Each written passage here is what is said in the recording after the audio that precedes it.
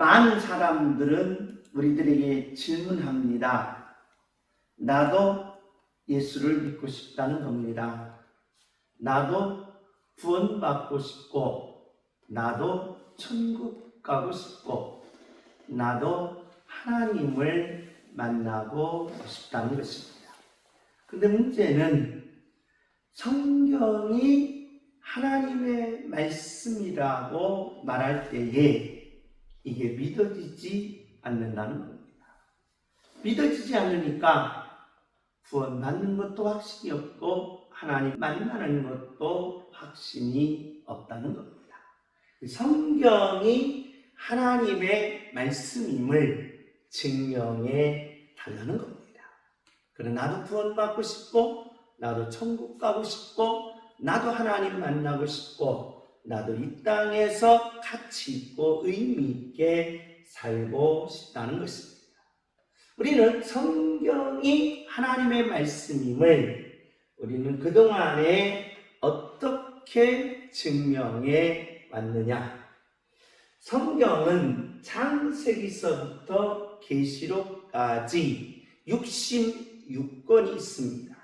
그 중에 구약은 39권으로 1500년 동안 기록되었습니다.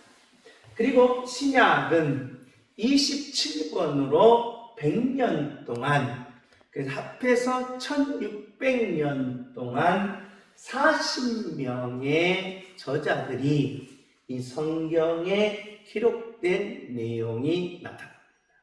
디모데후서 3장 16절에 모든 성경은 하나님의 감동, 그래서 성령님이 감동이 되어서 바로 기록했기 때문에 하나님의 말씀이다 라고 말하면서 이걸 믿어야 한다라고 말하게 됩니다.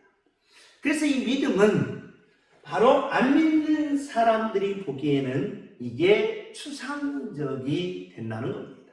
그럼 추상적인 것은 진리가 될 수 없기 때문에 진리가 아닌 것은 하나님의 말씀이 아니라는 것입니다.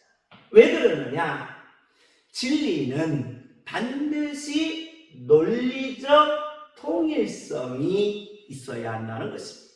이것이 첫 번째의 조건입니다.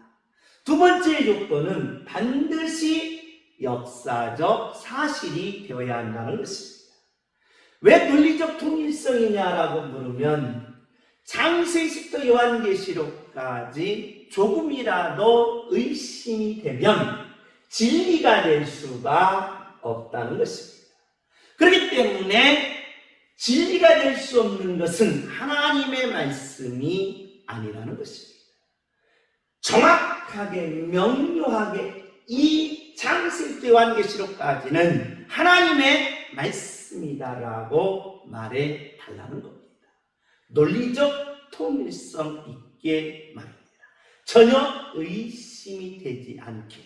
그런데 우리는 에스더 같은 경우는 하나님이라는 용어가 하나도 없습니다. 그리고 창세기는 아브라함의 일, 이삭의 일, 야곱의 일이지 어떻게 이게 하나님의 말씀이 되냐라고 묻는 이들이 많고, 사무엘상하, 열왕기상하, 역대기상하는 역사의 내용인데 어떻게 역사가 하나님의 말씀이냐라고 말하는 것입니다.